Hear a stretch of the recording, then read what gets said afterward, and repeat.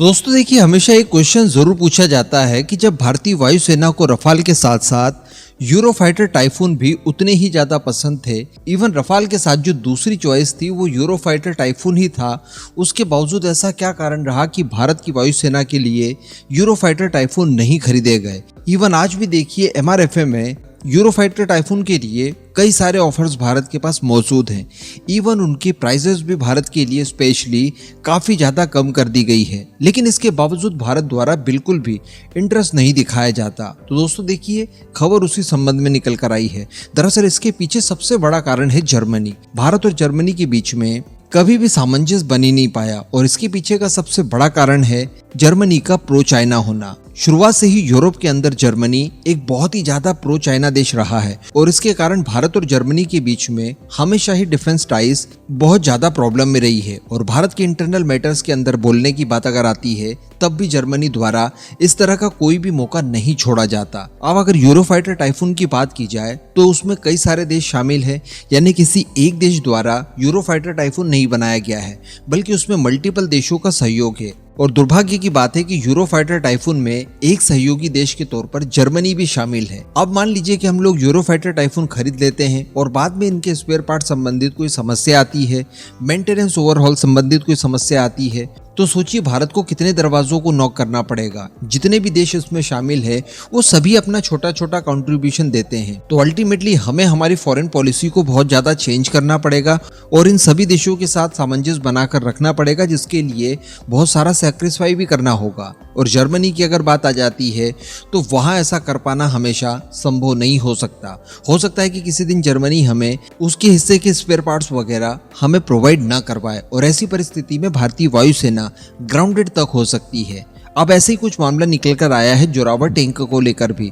आपको याद होगा कुछ ही समय पहले मैंने आपको एक वीडियो बनाकर बताया था कि हाई एल्टीट्यूड वॉरफेयर से निपटने के लिए भारतीय सेना के लिए लाइट टैंक्स बनाए जा रहे हैं, जिन्हें जोरावर नाम दिया गया है। इस परियोजना के तहत दरअसल टेक्नोलॉजी और डिजाइन वगैरह तैयार किया जाएगा DRDO की तरफ से और बाद में इनकी मैन्युफैक्चरिंग वगैरह की जाएगी L&T टाटा के साथ मिलकर। अब अगर टैंक्स बनाए जा रहे हैं तो इनके लिए इंजन की आवश्यकता होगी और इंजन को लेकर हम लोग थोड़ा सा स्ट्रगल करते हैं। इंजन्स को लेकर अभी तक हम लोग आत्मनिर्भर नहीं हो पाए हैं। अब इसके लिए पहले जर्मनी से बात की गई कि हम लोग जो लाइट टैंक्स बना रहे हैं, क्या आप इसके लिए सहयोग करेंगे, अपना इंजन प्रोवाइड करवाएंगे।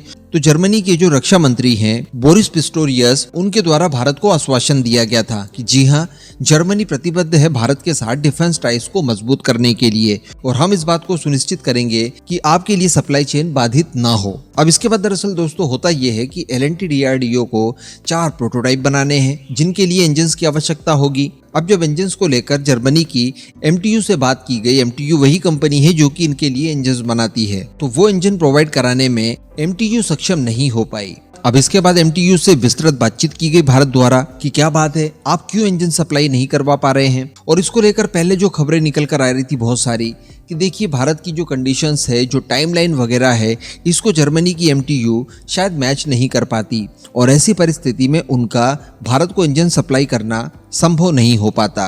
लेकिन दोस्तों बताया ये जा रहा है कि दरअसल MTU ने ये इंजन भारत को सप्लाई इसलिए नहीं कर पाए क्योंकि जर्मन गवर्नमेंट द्वारा अभी तक एक्सपोर्ट को लेकर उन्हें क्लियरेंस मिली ही नहीं है। यानी कोई भी प्राइवेट कंपनी हो, किसी भी देश की हो, वो अपने इतने भारी भरकम प्रॉफिट को ऐसे ही नहीं जाने देगी। क्योंकि फिलहाल तो 4 इंजन की बात है, लेकिन ये पूरी परियोजना अगर देखी जाए तो 300 से 350 टैंक्स बनाने हैं, तो अल्टीमेटली ये बहुत बड़ा नंबर हो गया। बहुत बड़े नंबर्स में इंजन की आवश्यकता हमें MTU से पड़ती।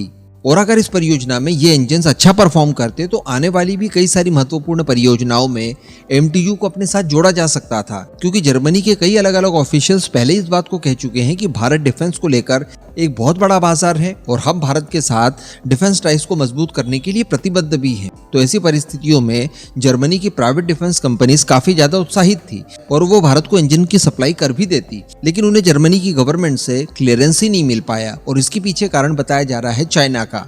जी हाँ, ये जो लाइट टैंक्स बनाए जा रहे हैं डेफिनेटली हाई एल्टीट्यूड के लिए बनाए जा रहे हैं, जो कि चाइना के खिलाफ ही हमें चाहिए और यहाँ पर चाइना द्वारा कोई ना कोई साझगांठ जर्मनी के साथ की गई है, तभी ऐसा संभव नहीं हो पाया है। हालांकि भारत के पास विकल्प थे और भारत के द्वारा अमेरिकन कंपनी कमिंग से बात की गई और इसके लिए साझगांठ कर ली गई है। तो अल्टीमेटली इंजन तो हमें मिल जाएंगे, लेकिन ये परियोजना कुछ हद तक डिले जरूर हो जाएगी। लेकिन दोस्तों ये भारत के लिए एक सबक भी है, क्योंकि आने वाले समय में हम लोग प्रोजेक्ट 75I के चलते सबमरीन्स को एक्वायर करने जा रहे हैं 6 की संख्या में, जिसके लिए हमारी ओरिजिनल चॉइस जर्मनी की सबमरीन ही है। और इस डील को लेकर भारत जर्मनी काफी ज्यादा आगे भी बढ़ चुके हैं। भारत की कुछ कंपनियों के साथ जर्मनी की कंपनी द्वारा MOU भी साइन कर लिया गया है।